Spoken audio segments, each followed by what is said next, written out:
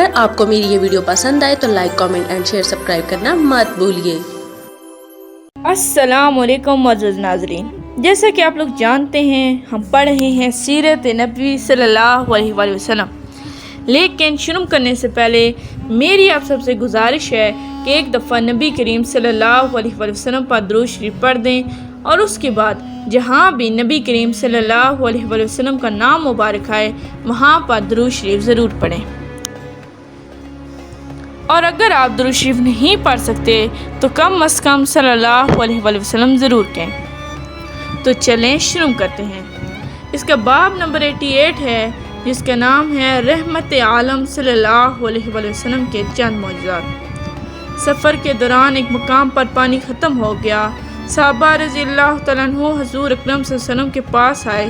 اس وقت آپ صلی اللہ علیہ وآلہ وسلم کے سامنے پانی کا ایک برتن تھا۔ آپ صلی اللہ علیہ وسلم اسے وضو فرما رہے تھے۔ آپ صلی اللہ علیہ وسلم نے ان سے پوچھا کیا بات ہے؟ صحابہ نے بتایا آپ کے پاس اس برتن میں جو پانی ہے، اس پانی کے علاوہ پورے لشکر میں کسی کے پاس اور پانی نہیں ہے۔ یہ سن کر آپ صلی اللہ علیہ وسلم نے اپنے پانی کے برتن میں اپنا ہاتھ مبارک رکھ دیا۔ جو ہی آپ صلی اللہ علیہ وآلہ وسلم نے ہاتھ مبارک پانی میں رکھا، آپ صلی اللہ علیہ وسلم کی انگلیوں سے پانی اس طرح نکلنے لگا جیسے برتن میں چشمے پھوٹ پڑے ہوں۔ ایک صحابی کا بیان ہے کہ میں نے آپ صلی اللہ علیہ وسلم کی انگلیوں سے پانی کے فوارے نکلتے دیکھے۔ حضرت موسیٰ علیہ السلام کے لیے ایک پتھر سے پانی کا چشمہ پھوٹ نکلا تھا، لیکن یہاں نبی کریم صلی اللہ علیہ وسلم کی انگلیوں سے پانی جاری ہو گیا تھا۔ علماء اکرام فرماتے ہیں کہ یہ واقعہ موسیٰ علیہ السلام والے واقعے سے کہیں زیادہ حیرت ناک ہے، کیونکہ چشمے پہاڑوں چٹانوں ہی سے نکلتے ہیں، لہٰذا پتھر سے پانی کا جاری ہونا اتنا عجیب بات نہیں جتنی کہ حضور نبی کریم صلی اللہ علیہ وسلم کی مبارک انگلیوں سے پانی جاری ہونا عجیب ہے۔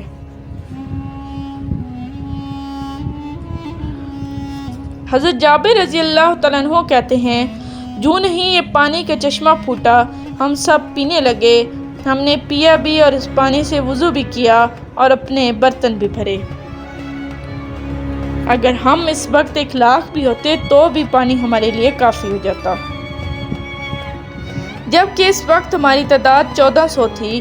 مسلمانوں کا قافلہ عصفان کے مقام پر پہنچا تو نبی کریم صلی اللہ علیہ وسلم کے پاس بشر بن صفیان عتکی رضی اللہ تعالیٰ عنہ آئے۔ آپ صلی اللہ علیہ وسلم نے پہلے ہی انہیں جاسوس بنا کر مکہ کی طرف روانہ کر دیا تھا، کیونکہ آپ صلی اللہ علیہ وسلم کی نیت اگرچہ صرف عمرے کی تھی لیکن قریش کے بارے میں اطلاعات رکھنا ضروری تھا۔ بشر رضی اللہ تعالیٰ عنہ نے آ کر بتایا کہ اللہ کے رسول قریش کو اطلاع مل چکی ہے کہ آپ مدینہ منورہ سے روانہ ہو چکے ہیں۔ دیہاتوں میں جو ان کی اطاعت گزار لوگ ہیں، قریش نے ان سے بھی مدد طلب کی ہے۔ بنی ثقیف بھی ان کی مدد کرنے پر آمادہ ہے اور ان کے ساتھ عورتیں اور بچے بھی ہیں۔ وہ لوگ مکے سے نکل کر ذی طوی کے مقام تک آ گئے ہیں۔ انہوں نے ایک دوسرے سے عہد کیا ہے کہ وہ آپ کو مکے میں داخل ہونے نہیں دیں گے۔ دوسرے یہ کہ خالد بن ولید جو اس وقت تک مسلمان نہیں ہوئے تھے، گھڑ سوار دستہ لے کر کراغمین کے مقام تک آ گئے ہیں۔ ان کے دستے میں 200 سوار ہیں اور وہ آپ کے خلاف صف بندی کر چکے ہیں۔ یہ اطلاعات ملنے پر آپ صلی اللہ علیہ وسلم نے حضرت عباد بن بشر رضی اللہ تعالیٰ عنہ کو حکم فرمایا کہ مسلمان گھڑ سواروں کے ساتھ آگے بڑھیں۔ یہ آگے بڑھے اور حضرت خالد بن ولید کے دستے کے سامنے پہنچ گئے۔ انہوں نے بھی صف بندی کر لی۔ نماز کا وقت ہوا تو حضور اکرم صلی اللہ علیہ وسلم نے نماز شروع کی۔ جب مسلمان نماز سے فارغ ہوئے تو کچھ مشرکوں نے کہا ہم نے ایک اچھا موقع گنوا دیا، ہم اس وقت ان پر حملہ کر سکتے تھے جبکہ یہ نماز پڑھ رہے تھے، ہم اس وقت انہیں آسانی سے ختم کر سکتے تھے۔ ایک اور مشرک نے کہا کوئی بات نہیں، ایک اور نماز کا وقت آ رہا ہے اور نماز ان لوگوں کو اپنی جان سے بھی زیادہ عزیز ہے، ظاہر ہے یہ نماز پڑھے بغیر تو رہیں گے نہیں، سو ہم اس وقت ان پر حملہ کریں گے۔ نماز عصر کا وقت ہوا تو اللہ تعالیٰ نے حضور نبی کریم صلی اللہ علیہ وسلم کے پاس حضرت جبرائیل علیہ السلام کو بھیجا۔ وہ صلاۃ خوف کی آیت لے کر آئے جس میں اللہ تعالیٰ نے فرمایا اور جب آپ ان کے درمیان ہوں اور آپ انہیں نماز پڑھانا چاہیں تو یوں کرنا چاہیے کہ لشکر کو ایک گروہ کو آپ کے ساتھ کھڑا ہو جائے اور وہ لوگ ہتھیار لے لیں، پھر جب یہ لوگ سجدہ کر چکے ہیں تو یہ آپ کے پیچھے آ جائیں اور دوسرا گروہ جس نے نماز نہیں پڑھی ہے آ جائے اور نماز پڑھ لے۔ یہ اپنے بچاؤ کا سامان ہتھیار وغیرہ لے لیں۔ سورہ النساء۔ چنانچہ اس طرح نماز ادا کی گئی۔ یہ نماز خوف تھی، یعنی جب دشمن سے مقابلہ ہو، آدھا لشکر پیچھے ہٹ کر 2 رکعت ادا کر لے اور واپس اپنی جگہ پر آ جائے۔ باقی جو لوگ رہ گئے ہیں اب وہ جا کر 2 رکعت ادا کر دیں، اور نماز کے ادائیگی کا تفصیلی طریقہ فقہ کی کتاب میں دیکھا جا سکتا ہے۔ مسلمانوں نے جب عصر کی نماز اس طرح ادا کی تو مشرک بول اٹھے، افسوس ہم نے ان کے خلاف جو سوچا تھا اس پر عمل نہ کر سکے۔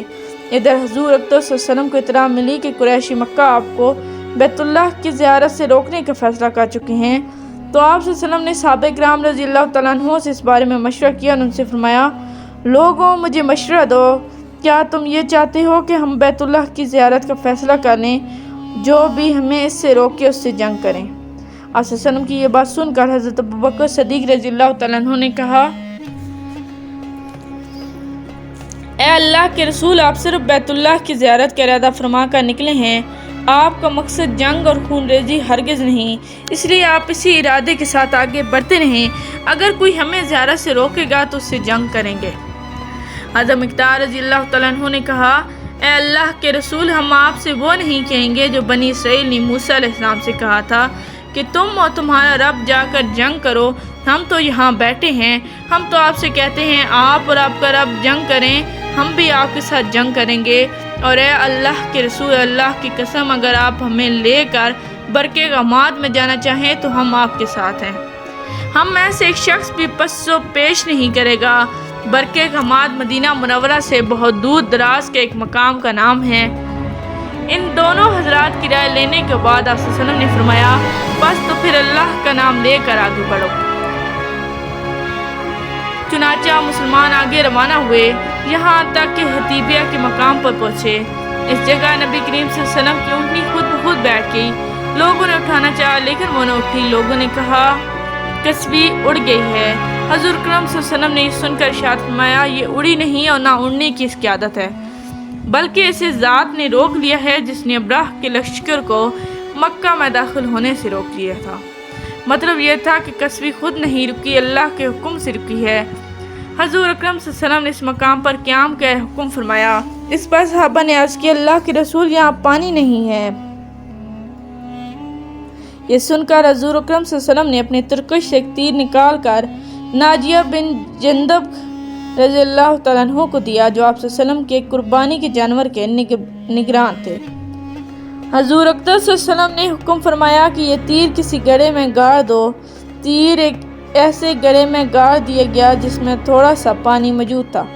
فوراً ہی اس میں سے میٹھی پانی کا چشمہ ابلنے لگا، یہاں تک کہ تمام لوگوں نے پانی پی لیا، جانوروں کو بھی پانی پلایا۔ پھر سب جانور اسی گڑھے کے ارد گرد بیٹھ گئے۔ جب تک کہ تیر اس گڑھے میں لگا رہا، اس میں سے پانی ابلتا رہا۔ گڑھے سے پانی ابلنے کی خبریں قریش تک بھی پہنچ گئی۔ ابو سفیان نے لوگوں سے کہا، ہم نے سنا ہے حدیبیہ کے مقام پر کوئی گڑھا ظاہر ہوا ہے، اس میں سے پانی کا چشمہ پھوٹ پڑا ہے، ذرا ہمیں بھی تو دکھاؤ، محمد نے یہ کیا کرشمہ دکھایا ہے۔ چنانچہ انہوں نے وہیں جا کر اس گڑھے کو دیکھا، گڑھے میں لگے تیر کی جڑ سے پانی نکل رہا تھا۔ یہ دیکھ کر ابو سفیان اور اس کے ساتھی کہنے لگے، اس جیسا واقعہ تو ہم نے کبھی نہیں دیکھا، یہ محمد صلی اللہ علیہ وآلہ وسلم کا چھوٹا سا جادو ہے۔ اب تک کے لیے اتنا ہی، ملتے ہیں اگلے باب میں، تب تک کے لیے اللہ حافظ۔ Please like, subscribe and share our channel and press the bell icon for more videos.